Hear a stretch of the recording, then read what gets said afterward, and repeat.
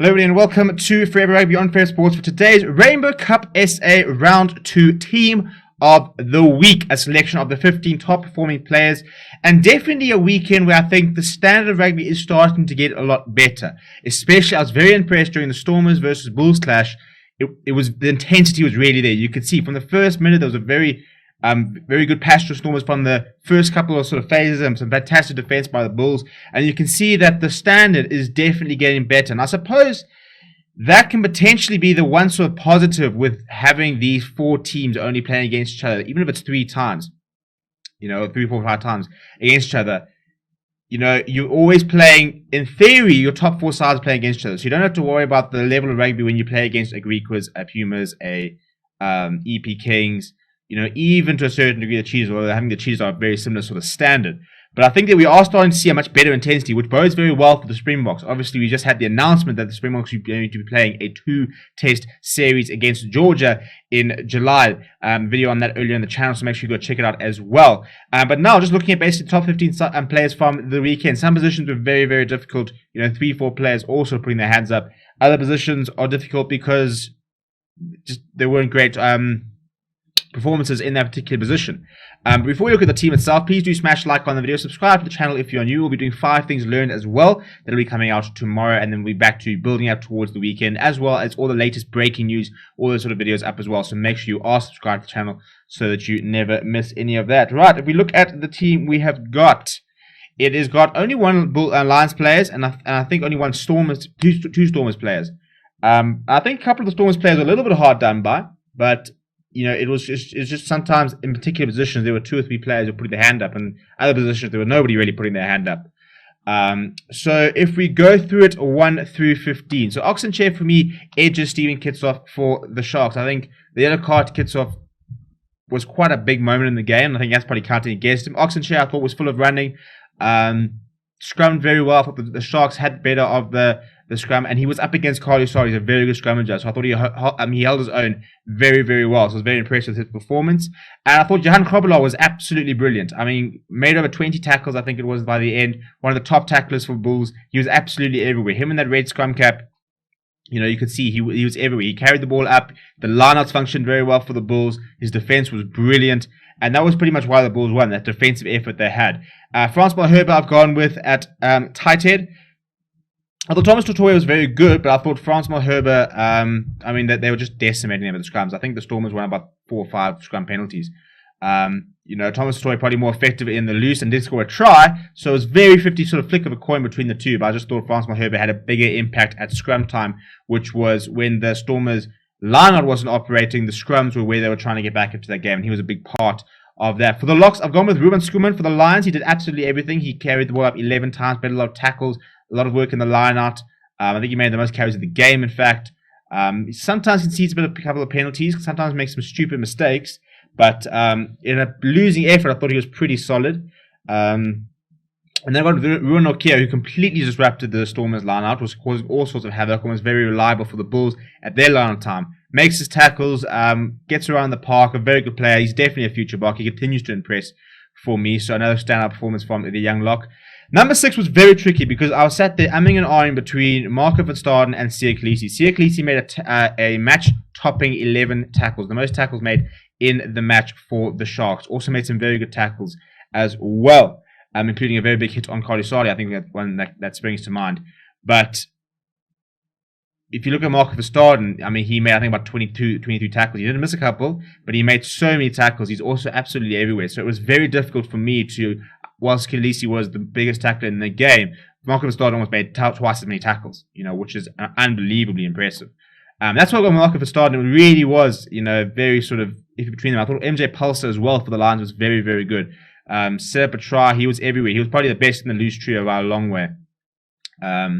He's full of energy, very, very nice young player, so I was very impressed with him. Number 7 as well, P-Steph Toy versus Albert Lowe was a monumental battle, both making so many tackles. I went with P-Steph Toy, didn't miss a single tackle, and made some very important tackles. I think, sometimes, he doesn't necessarily the fastest player, but he will always find a way to get an arm or make the tackle, even if it's not always the dominant tackle. If he's been beaten with pace, he doesn't miss tackles. He just doesn't do it. Another 18-minute performance from him. I thought he was brilliant. I thought he was one of the standout performers for the Stormers. Doesn't quite look at his best yet, because I think, he still is lacking a little bit of match fitness, but made about 19 tackles, didn't miss one. So, hopefully he'll try and sort of you want to be a bigger presence on the offense and then the attack, but on the defense he was brilliant. And then I've got the Siko Bozanoche, who was full of running across the weekend. Made a lot of carries, and beat quite a few defenders, made quite a few tackles.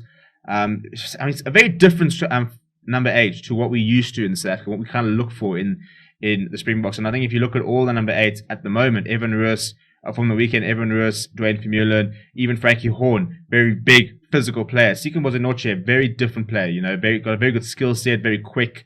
He's got that sevens experience, but I thought he was fantastic. And number 9, I've got Jaden Hendricks ahead of Mbose Papier. Because I thought Jaden Hendricks came on and changed the game for the Sharks. I thought he played a very big part in that win for the Sharks, especially when they went down to 13 men. The way he managed those sort of 10 to 15 minutes, I thought was absolutely sublime. He shows so much maturity for such a young player. I think he's going to be in the box setup in the next couple of years. A fantastic player, and I thought that he, off the bench, Grant Williams is playing very well, but I think you're going to see Jaden Hendricks coming back into that starting lineup for the Bulls clash, because he just becomes a very difficult player to try and leave out. Mornay Steyn for me gets the number 10 in the jersey, managed the game brilliantly. There's a reason he's part of the Springbok alignment camps, which has been confirmed, and there's a reason he's back on the Bok radar, because he's got all that experience and he knows how to guard the game. Equally, I thought there weren't great performances in number 10. And the Van Renen blew hot and cold the entire match, had some shockers, had some decent moments. Fred Zelling, for me, really sort of failed to sort of make an impact on the Lions game. And Curran Bosch was quite quiet. He's been quite quiet in the last 2 games. I think he's actually kind of lost a lot of momentum, because I think by the end of Currie Cup, as the highest point scorer, having an 89% kicking success rate I think it was in Super Rugby unlocked, he had sort of put himself firmly back on the radar for Springboks. But he hasn't been quite quiet in the last couple of games. And then number 11, I thought was quite a difficult one for me to pick, because I thought that Cornus Kassan was quite quiet. Yeah, Penke worked quite hard, but didn't do too much. I mean, Kassan and Penke both, I think they won 3 turnovers, but conceded 3 turnovers, or 2 turnovers and 3 turnovers. So I went with Trevino Jacobs. He just didn't do much wrong, to be honest. He didn't have a lot of ball, but made the most meters out of the 11s. Made his tackles. But yeah, and I mean, even if you're looking at Leon Zas, also had a very quiet game. Cornel Hendricks for me was the top inside centre. I thought Dan Creel carried the ball up very well for the Lions, but it frustrates me how much that they kind of go route one with Dan Creel when you've got such an exciting talent and want to see the Similani outside, which they could never get into the game. But Cornel Hendricks, whenever the Bulls are under pressure, whenever they're struggling to get past that advantage line, he always carries stuff and he makes meters.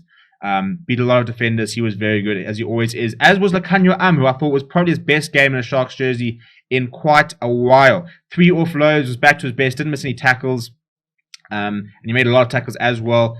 Yeah, he was just everywhere. It was much better. It was sort of the Lakanyo we're used to seeing. We've seen sort of glimpses of it, but we haven't seen a sort of full performance. I thought this weekend he was back to his best.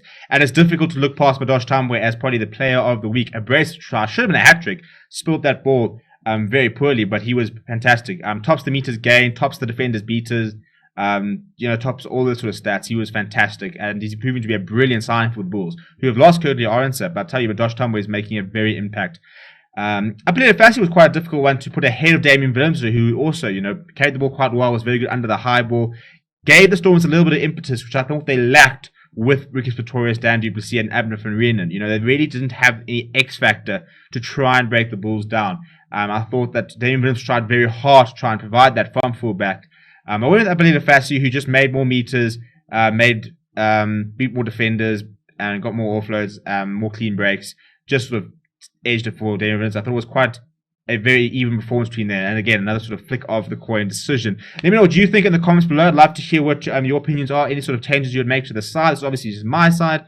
I'd like to hear what you would like to make. So let me know down in the comments below. Please do smash like on the video. Do subscribe to the channel. We'll have content up all the week, so make sure you're part of that. Thank you very much for watching. My name is Steven, and I will chat to you soon.